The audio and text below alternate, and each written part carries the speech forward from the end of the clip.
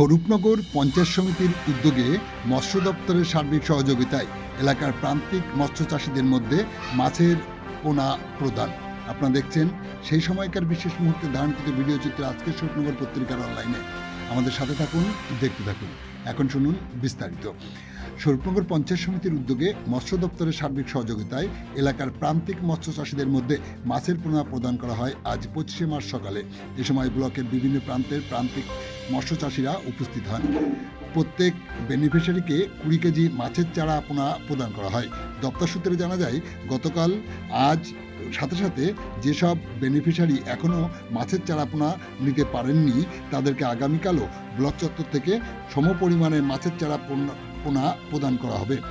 চলছে চারা পোনা প্রদান কর্মসূচি মৎস্য দপ্তরের সহযোগিতায়। প্রান্তিক এলাকার মৎস্য চাষিদেরকে স্বাবলম্বী করার উদ্যোগে তাদের এই উদ্যোগ বলে জানান দপ্তরের আধিকারিক।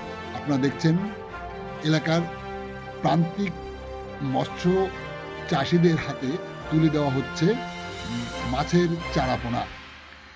আমাদের সাথে থাকুন, দেখতে থাকুন।